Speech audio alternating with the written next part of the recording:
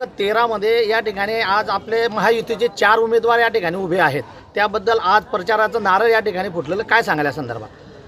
खरं आम्ही जनतेसमोर जात असताना विकासाच्या मुद्द्यावरती जातो आहे आणि जनतेचे सेवक म्हणून मला वाटतं आमची भूमिका राहिली। आपल्या देशाचे लाडके पंतप्रधान आदरणीय मोदी साहेब, आमच्या राज्याचे मुख्यमंत्री आदरणीय देवेंद्र भाऊ, नामदार आदरणीय गिरीश भाऊ, नामदार गुलाबराव पाटील, आदरणीय माजी मंत्री गुलाबराव देवकर साहेब, या सर्वांच्या माध्यमातून मला वाटतं आम्ही जनतेमध्ये, कारण महायुती आपल्या राज्यामध्ये आणि राज्यामध्ये महायुती किती विकास करते हे आपण सर्व जनतेने पाहिलेलं आहे आणि जनता आम्हाला 100% आशीर्वाद देईल। मागच्या वेळेलासुद्धाही 4ही उमेदवार भारतीय जनता पार्टीचे इथे जनतेने आशीर्वाद दिले होते आणि आतासुद्धा महायुतीमध्ये जनता आम्हाला आशीर्वाद देईल अशी आम्हाला 100% अपेक्षा आहे।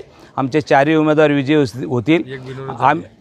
त्याच्यातले 4 पैकी एक बिनविरोध झालेले आणि आम्ही कोणावरती टीका टिप्पणी करण्यापेक्षा विकासाच्या मुद्द्यावरती जनतेसमोर जातो आहे आणि जनतेने विकास पाहिलेला आहे। काम सांगत असताना सर्वच कामं झाले का नाही, काही कामं राहिलेली याची जाणीव आम्हाला आहे। येणाऱ्या काळामध्ये राहिलेले कामं आम्ही 100% करण्याचा प्रयत्न करू।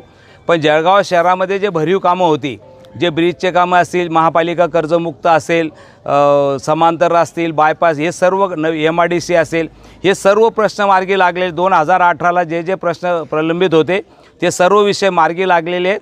आता फक्त मूलभूत सुविधासाठी काही भाग राहिलेला आहे, तो येणाऱ्या काळामध्ये आम्ही करणार। मी नम्रपणे जनतेला आवाहन करू इच्छितो की जनतेचे आशीर्वादच आम्हाला काम करण्यासाठी प्रेरणा देतात।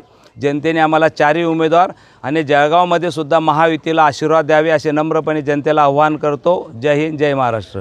मामा, या प्रभागामध्ये 13मध्ये बंडखोर उमेदवार या ठिकाणी उभा आहे, त्या संदर्भात तुम्ही काय सांगाल? बघा, कार्यकर्ता हे मागणं सिटिंग होते, प्रयत्नही केलं, पण महायुती झाल्यामुळे काही अडचणी आल्या। त्यांचं नाराजी असेल आम्ही ते दूर करण्याचा प्रयत्न करतो आहे।